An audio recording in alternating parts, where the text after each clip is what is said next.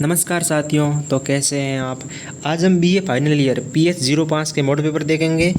ये model paper इसका part 2 video है और पार्ट 1 मैंने पहले ही डाल रखा है और ये प्रश्न आपको पेपर में ज़रूर देखने को मिलेंगे। ये क्वेश्चन 2023 के अंदर आए हैं, 2024 के अंदर आए और यही पैटर्न रहेगा पेपर का। तो आप देखते हैं सबसे पहले हम क्वेश्चनों को। ये प्रश्न आपको पेपर में देखने को मिलेंगे और जितने भी जुलाई या जनवरी सेशन वालों के लिए मॉडल पेपर है, ये वेरी वेरी इंपॉर्टेंट क्वेश्चन है। सबसे पहले सेक्शन ए, इसके अंदर वेरी शॉर्ट आंसर अपने को टाइप क्वेश्चन ये इंग्लिश के अंदर है। तो इसका सबसे पहले ये हो जाएगा कि प्रत्येक प्रश्न आपने को 30 शब्दों में लिखना है। ऐसा ही पेपर आता है। ये पेपर 2024 के अकॉर्डिंग बनाया गया है। प्रत्येक उत्तर आपको 30 शब्दों में देना और प्रत्येक जो प्रश्न होगा वो 2 अंक का होगा। कितने अंक का होगा? 2 अंक का होगा।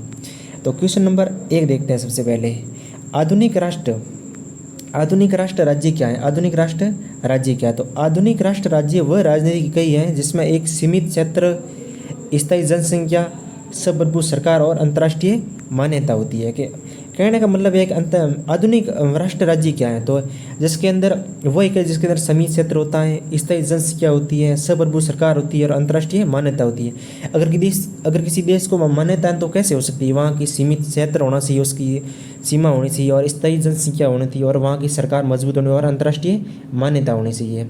ठीक है, अब क्वेश्चन नंबर 2 देख लेते हैं।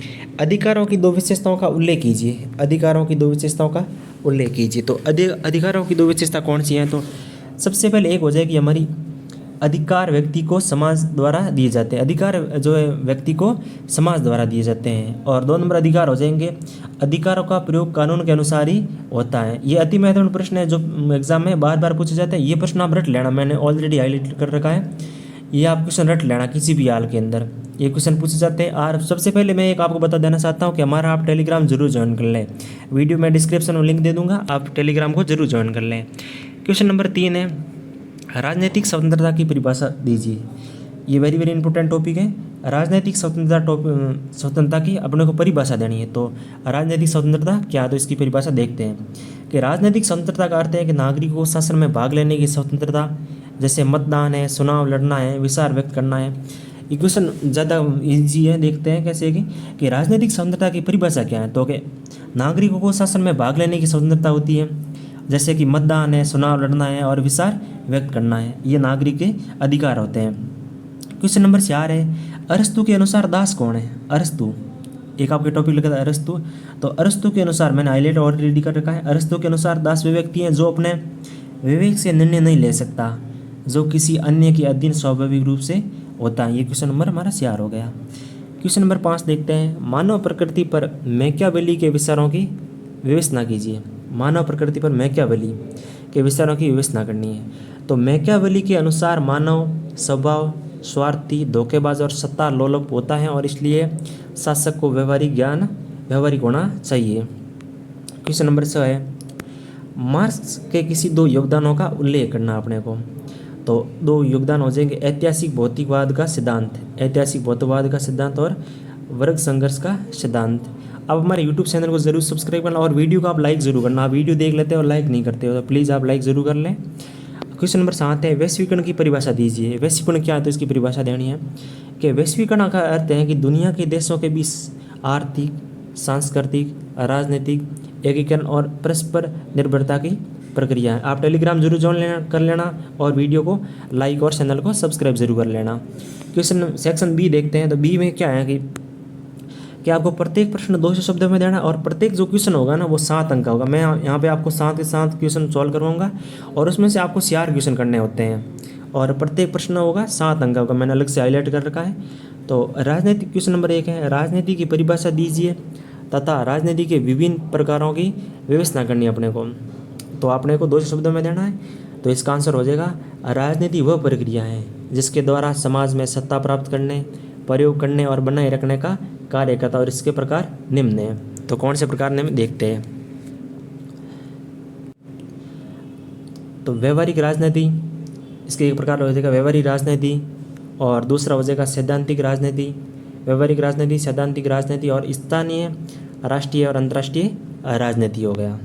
क्वेश्चन नंबर 2 देखते हैं, अधिकारों की परिभाषा दीजिए तथा अधिकारों के विभिन्न प्रकारों की विवेचना करनी। अधिकार क्या होता है? कि अधिकार वे दावे हैं, अधिकार वे दावे हैं जिन्हें व्यक्ति, समाज और राज्य से नैतिक और वैध रूप से करता है। जैसे प्रकार कौन से अधिकारों के? प्राकृतिक अधिकार, कानूनी अधिकार, सामाजिक अधिकार और राजनीतिक अधिकार है। द माइंड जी का हमारा चैनल है, इस चैनल को आप जरूर सब्सक्राइब कर लेना। आपको सारे के सारे मॉडल पेपर मिल जाएंगे हर सब्जेक्ट के, तो इसलिए आप टेलीग्राम भी ज्वाइन कर लेना।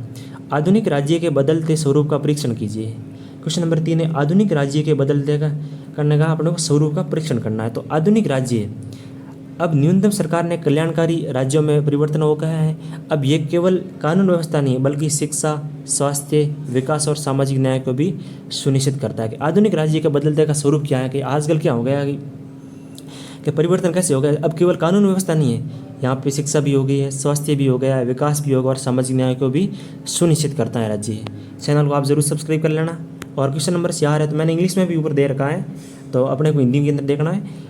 स्वतंत्रता के लिए आवश्यक शर्तों की व्यवस्था कीजिए। स्वतंत्रता के लिए आवश्यक शर्तें क्या होती है, उसकी व्यवस्था करनी है अपने को।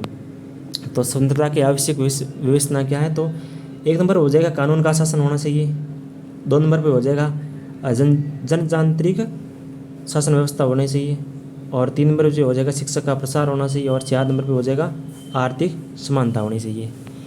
कानून का शासन, जनतांत्रिक शासन व्यवस्था, शिक्षा का प्रसार और आर्थिक समानता, ये है स्वतंत्रता के लिए शर्तें। और अब 5वीं शर्तें कौन सी हैं?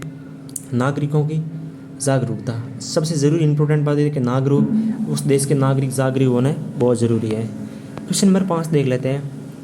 लोकतंत्र की स्वतंत्रता के लिए आवश्यक शर्तों की व्यवस्था कीजिए। लोकतंत्र की सफलता, तो वहाँ की स्वतंत्रता निष्पक्ष चुनाव होना चाहिए। अगर किसी देश को अगर लोकतंत्र में बसाए रखना है तो वहाँ के स्वतंत्र या निष्पक्ष चुनाव होने चाहिए। सशक्त विपक्ष होना चाहिए। जैसे कि वर्तमान के अंदर विपक्ष का नेता कौन है? राहुल गांधी। और तो राहुल गांधी है, तो सबसे विपक्षी सबसे बड़ी पार्टी कौन सी? कांग्रेस पार्टी है, और सबसे बड़ी पार्टी बीजेपी हो गई। और क्वेश्चन नंबर 3 इसकी विशेषता हो जाएगी, व्यवस्था है शिक्षा और राजनीतिक जागरूकता। और 4 नंबर पे हो जाएगा कानून का पालन और उत्तरदायी सरकार और सक्रिय नागरिक भागीदारी। ये कानून का अधिकार हो जाएगा, उत्तरदायी सरकार होगा, सबसे ज़रूरी होता है विपक्ष का मजबूत होना। और क्वेश्चन नंबर 6 देख लेते हैं। राजनीतिक विचार के रूप में मैकियावेली का मूल्यांकन कीजिए। ये क्वेश्चन इंपॉर्टेंट है, वेरी वेरी इंपॉर्टेंट। आपको क्वेश्चन ये एग्जाम में देखने को मिलेगा, इसलिए आप ज़रूर इस क्वेश्चन को देख लीजिएगा दोबारा। मैकियावेली को आधुनिक राजनीतिक विचारधारा का जनक कहा जाता है। आधुनिक, ये क्वेश्चन शॉर्ट के अंदर आ सकता है कि आधुनिक राजनीतिक विचारधारा का जनक किसे कहते हैं? तो किसे कहते हैं? मैकियावेली को। किसे कहते हैं? मैकियावेली को। उन्होंने राजनीति को और धर्म को नैतिकता से अलग किया है। उनकी कृति है द प्रिंस। कौन सी है? द प्रिंस व्यवहारिक राजनीति को मिसाल है। क्वेश्चन नंबर 7 है, सप्रभुता पर होब्स के विचारों की व्यवस्था करनी है अपने को। होब्स ने सप्रभुता को पूर्ण अविभाज्य निरंकुश माना है, और उसके अनुसार एकमात्र शक्तिशाली सप्रभु ही समाज में शांति और कानून व्यवस्था स्थापित कर सकता है। क्वेश्चन नंबर 8 देख लेते हैं। प्राकृतिक अधिकारों पर लॉक के विचारों की व्यवस्था करनी है अपने को। प्राकृतिक अधिकारों पर लॉक के विचारों की व्यवस्था करनी है। तो लॉक के अनुसार मनुष्य जन्मजात स्वतंत्रता होता है, और उसके 3 प्रमुख प्राकृतिक अधिकार हैं, जीवन, स्वतंत्रता, सम्मति और राज्य का कार्य इन अधिकारों की रक्षा करता है। ठीक है, तो द माइंड जी के हमारा चैनल है, अब इस चैनल को जरूर सब्सक्राइब कर लेना, क्योंकि आपको हर वीडियो की नोटिफिकेशन सबसे पहले मिलेंगी। अब देखते हैं सेक्शन सी।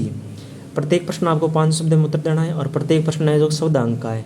आप इसको इनमें से देखो, यहाँ पे दे रखा कोई 2 आपको 2 क्वेश्चनों के आंसर देने हैं। एक क्वेश्चन हो जाएगा 14 नंबर, और 2 क्वेश्चन हो जाएंगे 28। 14 × 2 28, मतलब 2 क्वेश्चन 28 नंबर के हैं। तो आप इनको खंड द को जरूर आप याद करके जाना।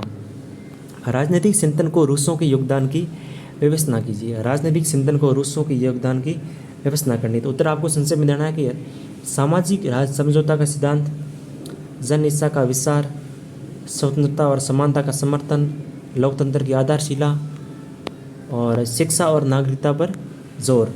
सबसे इम्पोर्टेंट है शिक्षा और नागरिकता पर जोर। रूसों की कृति, सोशल कॉन्ट्रैक्ट, लोकतांत्रिक विचारों के विकास में मील का पत्थर है। कौन सी है? Social contract. प्लेटो के न्याय सिद्धांत का मूल्यांकन। मैंने क्वेश्चन इसके आंसर शॉर्ट में दिए, और ये जो भी मैंने शॉर्ट में दिए तो वो वेरी वेरी इंपॉर्टेंट है। आप उसको इतना रट लेना और एक बार याद कर लेना, और फिर बाकी जो आपसे अगर नहीं आए तो उसके अंदर मिक्स वगैरह करके लिख लेना।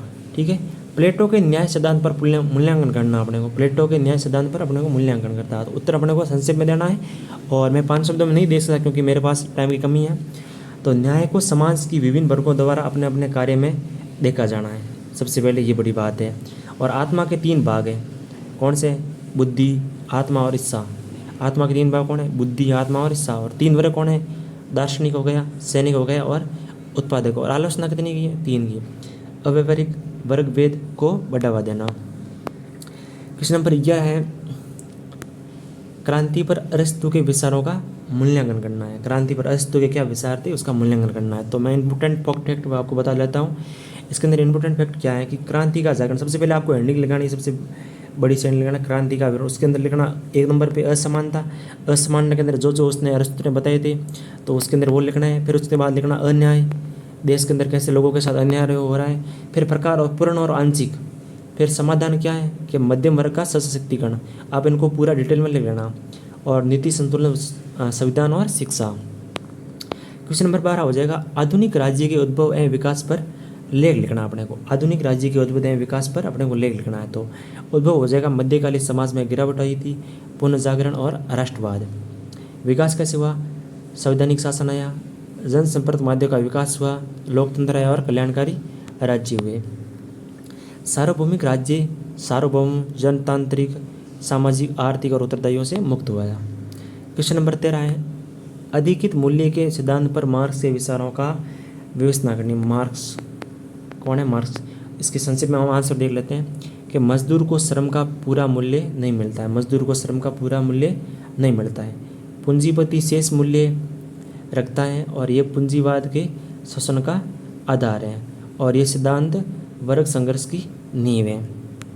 तो क्लास अच्छी लगी हो तो आप चैनल को सब्सक्राइब कर लेना और वीडियो को लाइक ज़रूर करना। द माइंड जी का हमारा चैनल है, आप चैनल को ज़रूर सब्सक्राइब कर लेना। और वेरी वेरी मोस्ट इंपॉर्टेंट बात यह है कि आप इस टेलीग्राम को ज़रूर ज्वाइन कर लेना क्योंकि वहाँ से आपको हर PDF मिल जाएगी। ठीक है, धन्यवाद। मिलते हैं अगले वीडियो में, तब तक के लिए धन्यवाद। जय हिंद, जय भारत।